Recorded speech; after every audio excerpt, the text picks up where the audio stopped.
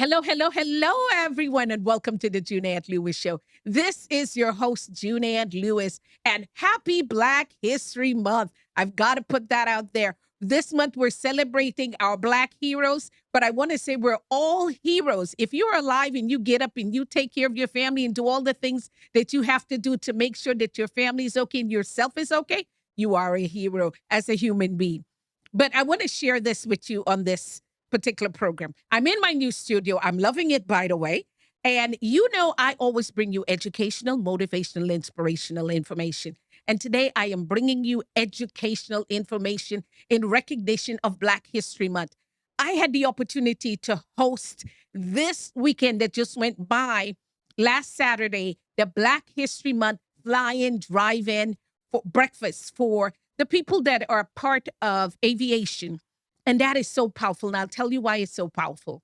We have the Tuskegee Airmen, and we're honoring them specifically in this month. We have so many other heroes. We have from Martin Luther King to several other people, Maya Angelou, all those different people, and even all the other people that are not named. But I want to focus on this month, and I'll tell you why, not to disrespect anyone. I am part of Infinity Aero Club, and because of that, I had the opportunity to see something firsthand. I got to see Black pilots fly in their own plane, nobody else's plane, their own plane to come to that breakfast. And it was phenomenal. We had some fantastic people that we have to recognize. And I want to take this time to recognize those individuals. The man who has created this and brought this to fruition, who has dreamed this and invited you guys out here. I've known this young man for quite a while, and I'm very proud to call him my brother. And he's a true brother to me in every sense of the word. He owns this facility. He was in the military, Navy, 28 years Navy. I've watched this man. When I first met him, I saw what he can do and what he had done. And I told him, I'm your sister for life. Whatever you need me to do, I will do. And so I started coming out and helping him. And so for that particular reason, without further ado, I want to introduce Mr. Ricardo Foster! Yeah!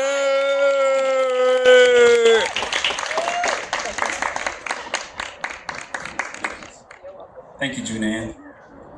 I so appreciate you. You are like a sister I never had. So thank you. Who I am. My name is Ricardo Foster. I am a 28 Navy veteran. I served in the U.S. Navy as a Naval Intelligence Officer, retired out of MacDill Air Force Base. I've been loving aviation since I was yay tall.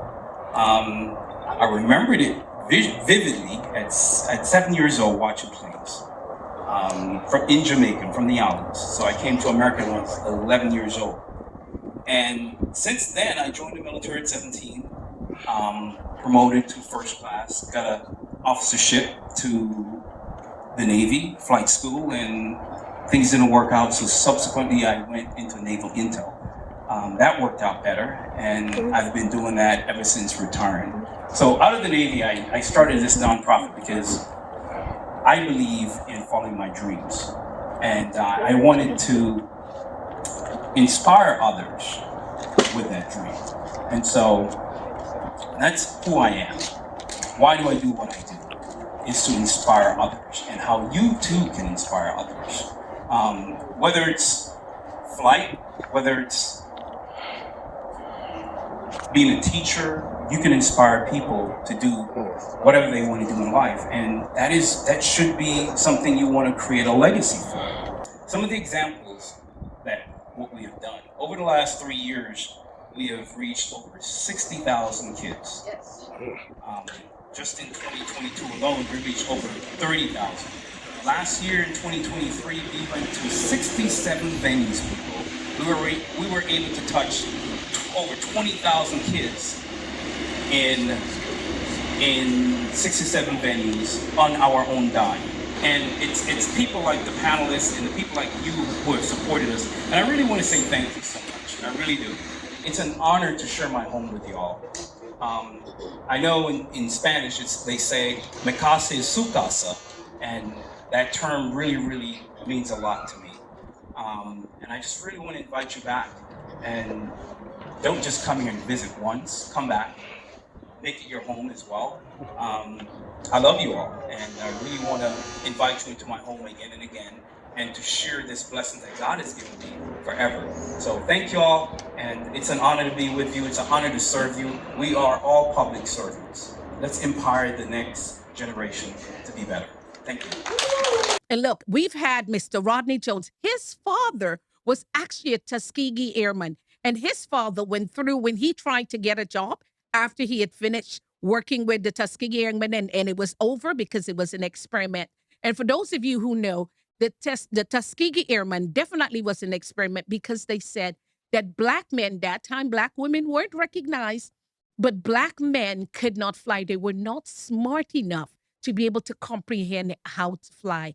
And they proved them wrong. It's one of those things where we have to look back and say, hey, we've come a far way, and people recognizing that black people are intelligent as anybody else on the face of this earth. And this is not anything to do with race. I know sometimes when we start speaking about our race and being proud of ourselves, people tend to take it as racism. This is not racism.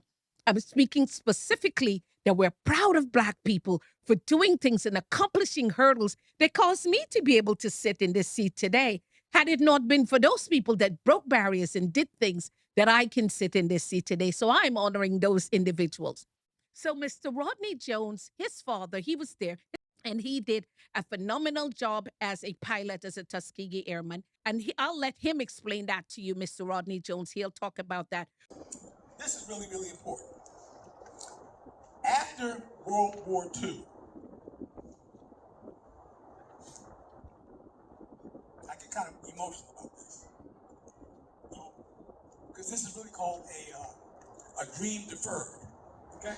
After World War II, all of these well-trained pilots who happened to be African American, wanted to go and work for, as their other counterparts did, wanted to go and work for the airlines.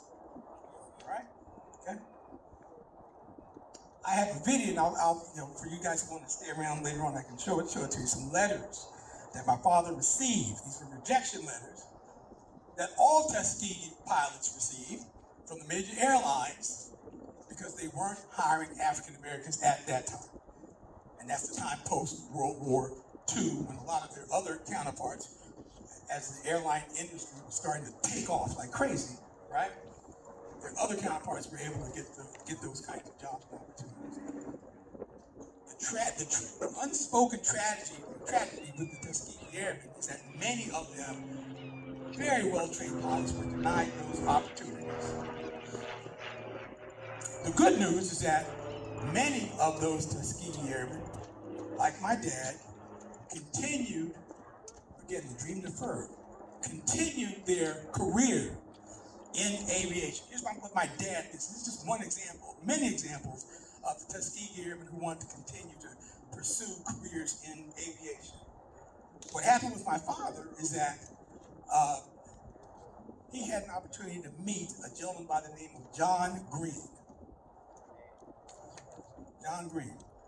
John Green was the first African American to own, in the area I should say, to own an airport like this. So imagine in the 1940s, 1946, 1947, an African American owning an airfield like this. That's John Green. The name of the airfield was the Columbia Air Center. Okay? It takes being in places like this to realize the legacy that has been left for us. When you think about what Mr. Rodney's father went through and the things that he's achieved so that other pilots can be here today that were affected by that. We had Miss Nina Mariscat, and she started, after she had finished her education, she started flying commercially. And we're going to hear from her and hear what she has to say as well. I says, you know what? Let me take one trip, get all those 12 states, and then I can say I've been to every lower 48. And that's what I did. It took me 3 weeks. I stayed at people's houses along the way, that I knew other pilots. The other gentleman was talking about pilot camaraderie. That's partly what I'm in it for too. I love pilot camaraderie. I have friends in every state. every nationality, religion, gender, and you know, when they travel, they stop and stay overnight at my house. When I travel, I stop and stay overnight at their house. You know, I've been everywhere. The last couple of years, I got no place left to go. So I went out to the Bahamas. I did that trip about 5 times over the last 2 years. That was wonderful. I see she's coming up, so I guess I've been over-talked. If I move away. Anyway, I'm sorry I went on and on. Was it fun? I mean, that's what happens when you ask a pilot to tell their story. Certainly, you know, if you have any questions later, you know, talk to me. I'm very open, especially privately. You know, whatever you want to know. But keep the dream alive. If you're here, you're interested, you or somebody you're with wants to be a pilot, take a discovery flight. You never know. Doesn't matter, age, gender. You can. If I can do it, you can do it. I swear to God, I'm no genius. You know, I'm about as coordinated as nothing, and you know, but I fly, and you can too, all of you. So take advantage. Give her a big hand. Yes, yes, yes. Yeah. That story was phenomenal, and you know, she was going on and on, but that was from her heart. She wanted to share because somebody here needed to hear that story. And when I tell you that was powerful, it resonated with me. I fly here too. Yes, I'm one of the old folks that fly here too. I'm looking to get my license. I'm nowhere close to getting it, but I've started and I've made the attempt. And yes, sir. Thank you. Thank you. So when I hear a sister speaking and telling me that, I'm encouraged more than ever to do it. I want to stop for a moment. A few people took the time to fly in here today. And I don't know if you understand what that means. Somebody flew their private plane in here today. That meant so much to me. Mr. Cunningham and his wife came, and you guys take the time. The plane is parked around their red plane. And Mr. Arthur Billingsley flew in. He was flying in while we were talking here. Take the time and just go check their planes out before you leave today and take a picture by it. Because that is phenomenal. Where we have come over the years, that black men and women are jumping in their planes and flying to come to a private event. That means something to me. I know to everybody else, I know they've done it, but for me, it means something to see them. Have to say thank you to my sponsors. My sponsor is Infinity Aero Club of Tampa. And when I tell you, if you're looking for a flying club locally here in the Tampa area, it's Infinity Aero Club. They do from STEM programs, anything that you can think about. If your children are interested in learning anything in the aviation industry, Infinity Aero Club is the place to be and the club to call. And the one thing I like about them is literally they care about the children and they care about the people. Don't miss it. Call Infinity Aero Club for your children. We had Mr. Arthur Billingsley. Now, he flew his plane in while I was speaking. He flew in, and I just wanted Mr. Billingsley to talk about his journey and the things that he has done. Hi, my name is Arthur Billingsley. This is going to be a short story. The short story is that Apollo baby, meaning that I followed the space program back in the 60s and really wanted to fly. I was born and raised in Birmingham, Alabama, and so there was nothing that said, you're going to fly. And the short of the story is I joined the Navy right out of high school in 1978, went to boot camp down here in Orlando, and across from boot camp was Orlando Executive. And I took my paycheck and I got my discovery flight, and the discovery flight at that time, 1979, was $29. No. I just mentioned it because I still marvel at that now, because for $29 I got an hour-and-a-half flight with instructor, and hour and a half in a 172. That was great. So that's what got me on the path to getting a license.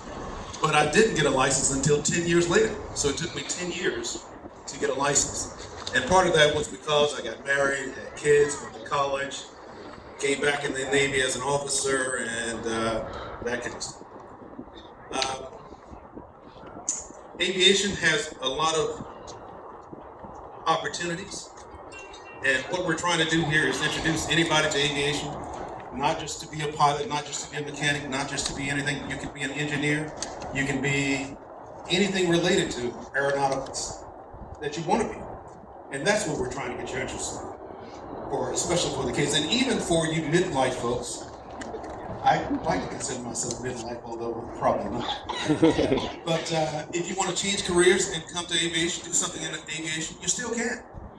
Yes, and let's hear now from Miss Pia Jordan. Miss Pia Jordan, her mother was a Tuskegee Airman nurse. She was actually a nurse at that time. And she told a story about how the guys would pretend to be sick just to get to see them, only because they weren't accustomed to seeing Black nurses. So that was fun. We had a good time. I'll let her explain that. And some of those people were nurses. But guess what? Even the nurses at that time, they were not allowed to be in the Army Nurse Corps if you were Black. So what happened is, some of you may have heard of Della Rainey. She was the first African-American woman in the Army Nurse Corps during World War II. And what she did, you had to join the American Red Cross to join. So what she did is, she asked to apply. They said no, because you're Black. She had all the requirements to be in the Army Nurse Corps. First of all, you had to have graduated from a nursing school. Second, you had to be a registered nurse. These women were efficient, and they were educated in being a nurse. So, because what Della Rainey did, she became their principal chief nurse, and it opened up the door, first of all, for just 56 Black nurses, because Black nurses could only serve Black military, German prisoners, or Italian prisoners. That's it. Remember, we're in a segregated society. They were not allowed anywhere else. But you'll have to get my book to hear the full story. These nurses were officers in the Army Nurse Corps, right? They were lieutenants. They went in as second lieutenants. My mother came out as a first lieutenant. Some of the other nurses went even higher. The future Tuskegee Airmen, they were just learning to fly. They had no rank. So they had to salute the nurses. And as one airman told me, we could look, but not touch. And another one, and I have other stories in the book, another pilot, Tuskegee Airman, told me that they would pretend to be sick so that they could go down and see the nurses. And then we had Mr. Ray McKnight. Mr. Ray McKnight is part of 100 Black Men, but he was a commercial pilot. And when I tell you, this man had a great deal to talk about his coming up from a youth and the fact that his parents didn't have money, but he survived through determination and scholarships and things because he was a very smart young man. We'll hear from him and what he had to say. Don't let anybody steal your dreams. A little bit about myself. As Jen said, I grew up in Gainesville, number 7 of 8 kids. Didn't have a lot of resources when you think about material things. But the one thing I learned as I got older, we was extremely wealthy because our family had love, a tremendous amount of faith, a lot of support, a lot of encouragement, and those are things that you can't put a price tag on. And with that, when I started off to college and I had the conversation with parents and everything, it's like, hey, the scriptures say, through Christ, all things are possible. And we started looking for the money, looking for the scholarships, looking for the grants, and find a way to make it happen. Is one, to have a mentor. And that mentor don't have to be surprisingly, mentors don't have to be older than you sometimes. They just have to know the ropes. So 2 folks that was extremely important to me in my life. One was my wife. For almost 43 years, I always looked at my wife, not just a partner, but as a mentor, because she was extremely focused. She kept me grounded, and she is brutally honest. And that's what you need in a mentor. How you doing? Good. What's your name? Bria. What grade are you? Fifth. What's your dream, Bria? You don't know yet? That's okay. You got some time to think about it. What if we take President Grant? We're gonna ball him up. Ball him up. Open it back up for me. Is it still a $50 bill? Okay. What if we take old Grant and we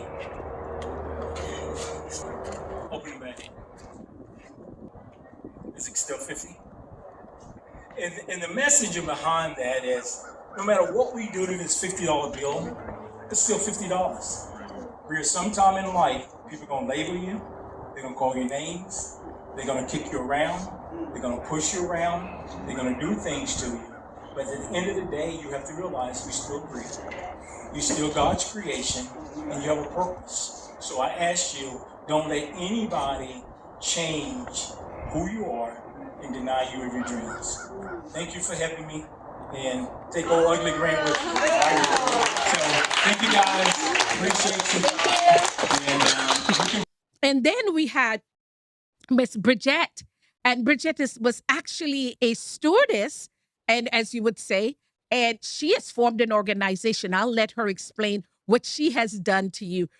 And because we want to have and find equality in the aerospace, aviation, clean energy, engineering, all these STEAM careers where minorities are underrepresented. And this all came about because I am a part of an organization called the Organization of Black Aerospace Professionals, OBAP. I came on board, I learned about this Aerospace Career Education Academy. It's called the ACE Academy. It is nationwide. And every summer, for 1 week, children from the age of 13 to 18 are able to come in and get amazing experiences. 25 students per academy, just about, some more. But about 25 fortunate students every summer could come for 1 week and have this amazing exposure and learn about all the different careers available and learn about being a pilot or an air traffic controller or an A&P tech, a mechanic, an avionics engineer, a dispatcher, all these different careers. And I just felt compelled to create an opportunity for all the children in the community. And so I'm based in New Jersey, and I go into the schools, I go into the back to school events, I go to barbecues, the Reading Under the Stars. I used to be a narrator and reader for Reading Under the Stars, and now I'm the aerospace and aviation woman, and I'm coming in and speaking with anyone that I can to expose our children, because many of them don't get the opportunity to travel with their parents. They don't get the opportunity to get on an aircraft and walk in and look to the left and see all those things. See the steering wheel, right? See that windshield. Look out there and see all that blue, to see all those buttons and see the people in there and wonder, how do they do that? And can I be one of them? Had Mr. Russ Barnes, who was a pilot. He flew for a very short time in the military. He was Air Force, but didn't do outside commercial. But I'll let him tell, because he's doing phenomenal now with his business. I served 27 years in the Air Force. I was commissioned through ROTC. I had a 4-year ROTC scholarship. That's how I got into that. I have 5 brothers and 2 sisters. My dad was a truck driver. Wasn't a whole lot of money to go around for college, but he expected us to go. So that was my way to have my college paid for. I planned on doing 4 years and then getting out and go to make some real money. But I learned a couple of things. So I decided to go to nav school out of the ROTC program for various reasons. I was trained as a navigator, and then I got my assignment as a B-52 navigator, and that got me into the aviation business.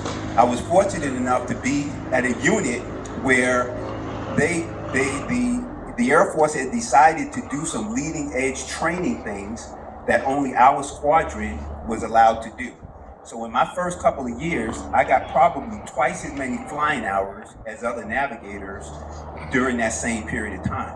So that set me up really well. I became a radar navigator in 2 years, where most people take about 4 years to become a radar navigator. So I had all of those advantages on my side. Fast forwarding a little bit, We ended up in Desert Storm in the early 90s, and I was with what they call a stand eval crew. So I was an evaluator, which is the highest level you can reach in a squadron where you're evaluating the other aviators when we went to combat. One of the things I learned about the training in the Air Force is it is absolutely phenomenal. When I flew my first combat mission, the thing that I marveled at was that it sounded exactly like the training that we had been doing. And I couldn't believe how right that they had gotten and prepared us for that particular experience. I flew for 11 years, and then I was at higher headquarters, worked for 16 years. So I did a lot of strategy work, I did a lot of policy work, plans work, and that was what I did. I was at the Pentagon on the Joint Staff. I was in various joint assignments. I was European Command, Central Command. I was at Strategic Command, where I was helping to plan the nuclear war plan back when we were in the conflict, sort of Cold War with Russia. So these are all things that I did 27 years, 16 years at higher headquarters staff. And then we had Mr. Ramon Hemphill, and he is part of the Tuskegee Airmen group, the group that is formed here locally, and they're all around throughout the United States. It was one of those things where becoming a pilot was an incentive for me, and I had to treat it as such. I had to treat it as an educational investment because I knew it would make me better at my job. I've been working in avionics, or what we call avionics, it's aviation electronics, ever since I started, and I knew it would give me more of an operational understanding, not just a textbook understanding, because mind you, I didn't go to school for that particular thing. And that's the thing about college for you young folks out there. College is there to teach you how to think. You should be able to apply that to some of everything. It doesn't matter where you take off after that. It's just giving you that experience of helping you and teaching you how to think. So obviously that did translate into my career. So after I got my pilot's license, I eventually got my instrument rating, and then I left and went to a place called Bendix King in Albuquerque. I just wanted an excuse to fly like any other pilot. I was asking if folks could come fly with me and that kind of thing. And somebody asked me a question I'd never been asked before. He said, well, what would you think about teaching? Like actually teaching fundamentals to kids and kind of introduce them to it. And I said, I'll have a curriculum for you in 2 weeks. And a week later, I had put something together, and we started the building blocks. And again, at the same time, I was getting my MBA, so I was starting to understand more of the business aspects of it. I truly did have a good time, and I enjoyed it. It was very educational for me, and I'm glad I had the opportunity to be there to be able to experience that firsthand. So I want to say thank you guys so much for watching, and listen out next week for our new show that's coming out. By the way, our show now is going to switch since we're in our new studio. We're actually switching to Friday rather than actually Thursday, because we thought that new show, new time, new day. So that's what we've decided to do. So before I leave, I have to say thank you to my sponsors. As well, I have another sponsor, which is the Seashell Queen. Listen, I'm going to share this with you. She has purses like these. I'm wearing an earring by the Seashell Queen, and she's got purses like these. These are obviously seashells purses that she's got. Phenomenal. Go on the official Seashell Queen, and she's also on Instagram, and you'll be able to get your products from there. She's got some fantastic products, yes. As well, my other sponsor is My Animation Life. And My Animation Life is anything you want done in animation, they can do it for you. And I tell you, My Animation Life is phenomenal. They work with large companies, small companies. They work with individuals. They work with everyone. And anything you need done in the animation, whether you need to hire somebody or you need the job done, you need some sort of show or something put together, they can get that done for you. So get with My Animation Life. And listen again, guys. Thank you so much for watching. I'll see you next Friday. Juneann Lewis signing out. Remember, I said living wealthy always is a mindset. And so whatever you desire in your mind, think it, and you can see it manifest. All right. Thank you. Bye-bye.